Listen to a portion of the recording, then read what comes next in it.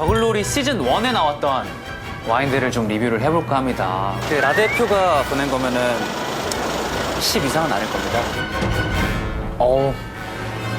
굉장히 강렬합니다. 재준이는 레이블 보고 좀 마시는 느낌. 더글로리에 일단 좀 와인들이 많이 등장했으면 좋겠습니다. 그러면은 나도 컨텐츠를 만들 수 있으니까요.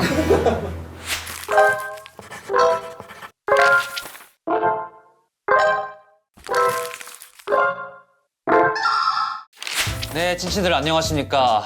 작업실에서 오늘도 인사를 드리게 됐습니다. 우리가 저번에 그 더글로리 와인을 다뤘었잖아요. 시즌 1 와인들을 다뤘었는데 그 시즌 2에도 좀 많은 와인들이 좀 나왔으면 했는데 아니나 다를까 많은 와인들이 나왔고 야속하게도 좀 고가 위주로 많이 나왔습니다. 그래가지고 이번에 제가 어쨌든 리뷰를 해야 되는 입장에서 꽤나 좀 큰 소비가 있었지만 그래도 여러분들에게 좀 다양한 정보를 드리고자 더글로리 2 시즌 2에 나왔던 와인들을 오늘 좀 리뷰를 하려고 하고요. 진짜 적재적소에 재밌게 많이 등장을 했고 특히나 와인과 이런 술들이 꽤나 또 중요한 역할들을 했었잖아요. 그래서 와인 러버로서 제가 좋아하는 뭔가가 있으니까 훨씬 더 좀 스릴 있게 봤던 기억이 있습니다. 일단 와인 리뷰 해보겠습니다.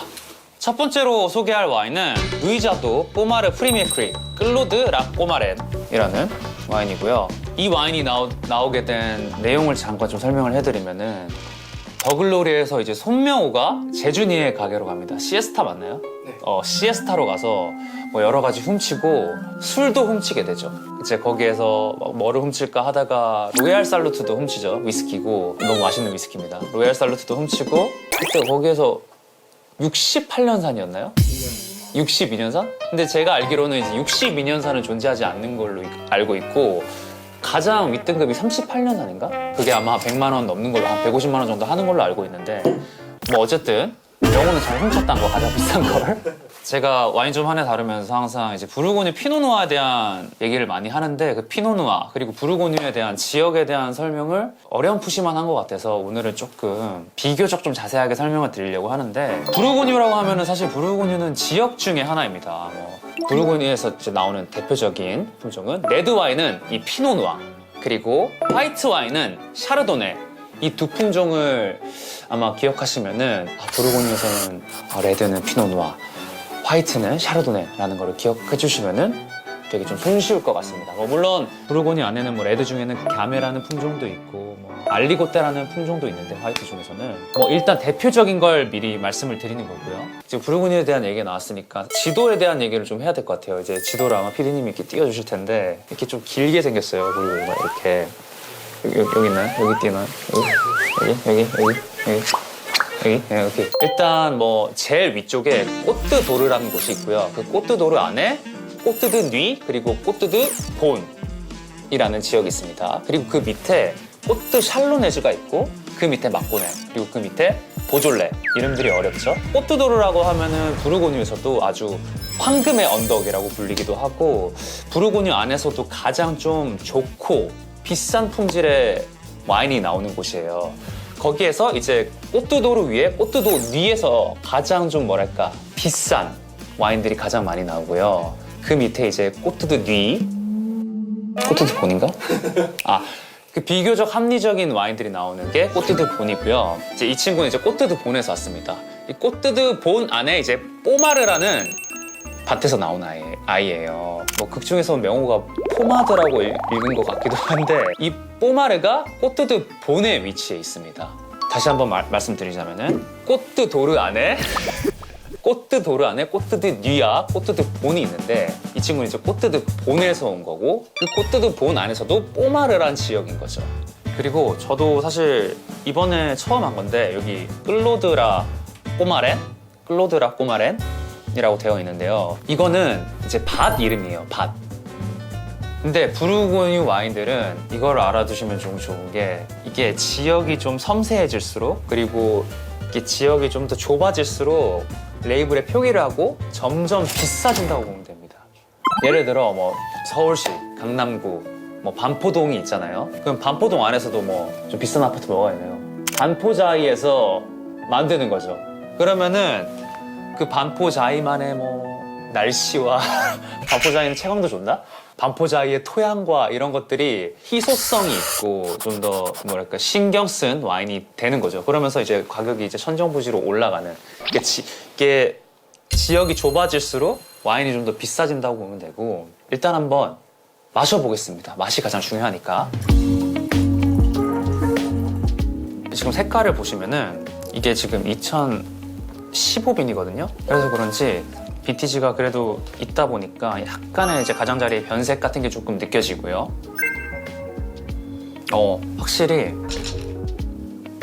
일단 과실향이 먼저 느껴지고요. 뭐 딸기나 뭐 이런 체리 등의 이런 붉은 과실향이 좀 느껴지고 그 피노누아 좀 특유의 흙냄새 같은 것도 좀 느껴지고 한번 마셔보겠습니다. 그리고 나 몰랐는데 맞아 내가 와인 마실 때 표정이 진짜 이상하더라고. 약간 이 향으로? 이렇게도 하고 막 눈도 약간 이렇게 보이고 막 이러더라고요. 그래서 이 와인 좀 하나 하면서 많은 걸 느낍니다.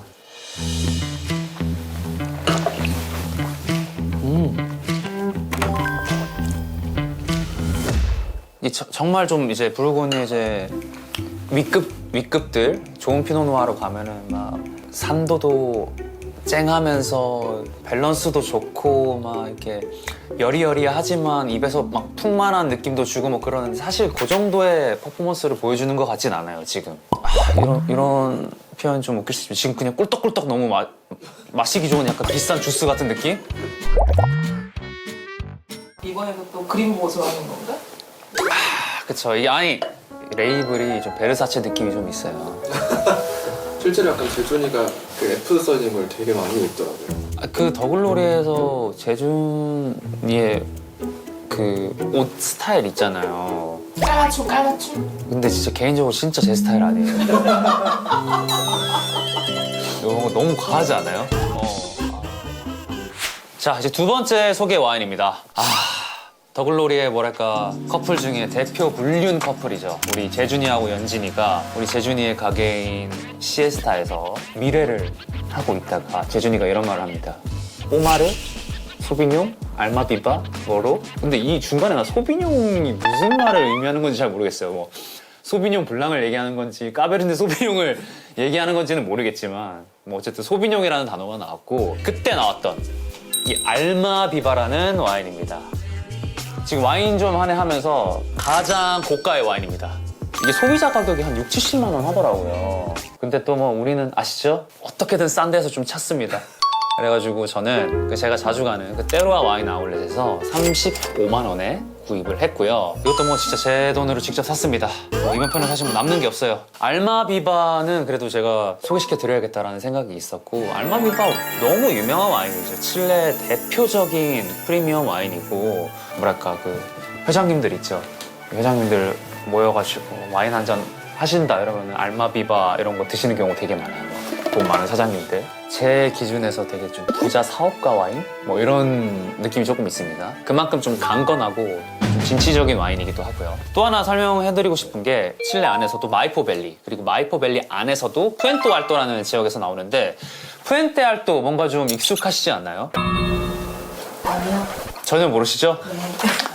왜냐면은 제가 그 와인조만에서 싱가포르 다녀왔었잖아요. 그때 제가 뿌엔테알토 행사를 다녀왔었거든요. 그때 제가 뿌엔테알토라는 지역에 대한 너무나 큰 리스펙트가 생기고 정말 대단한 곳이구나라는 믿음이 생겨가지고 저도 이번에 알마비바를 소개하면서 굉장히 또 반가웠고 그리고 이 뿌엔테알토라는 또 지역은 뭐 평론가의 점수가 전부는 아니지만 100점짜리 와인이 5번이나 나왔습니다. 그만큼 이 뿌엔테알토라는 지역은 굉장히 이제 믿음직스러운 지역이다. 게다가 뭐 알마비바 하면은 뭐 그냥 믿고 마시는 거죠 사실. 뭐 비싸서 뭐 못 마실 뿐이지. 그래서 오늘 급하게 한번 내 돈 내산이니까 한번 마셔보겠습니다. 일단 색깔 한번 보겠습니다. 색깔의 차이가 느껴지실지는 잘 모르겠지만 확연히 빛깔이 아예 다르죠? 훨씬 두껍죠? 알마비바가 훨씬 더 짙은 색깔이 나타납니다. 이게 제가 돈멜초 먹을 때도 그렇고 이 칠레 고급 와인이라는 느낌이 확 듭니다. 일단 과실향도 풍부하지만 그 오크 숙성에서 비롯되는 향들도 불편하게 나는 게 아니고 아주 편하게 나고요. 지금 빈티지가 2019죠. 2019라서 약간 어리긴 하지만 어린 데서 나오는 풋풋한 약간 초록초록한 향들도 좀 기분 좋게 나는 향이 진짜 좋아요. 코 박고 잘 수 있어요.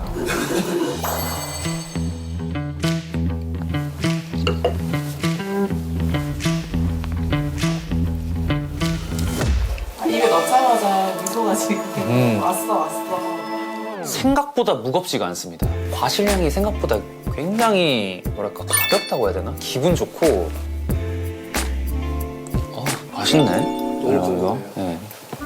이 알마비바는 정말 알마비바 하는 이유가 있네요. 참 야속한 거지만 이게 비쌀수록 맛있다. 이건 모든 게 그렇진 않지만 참 맛있습니다.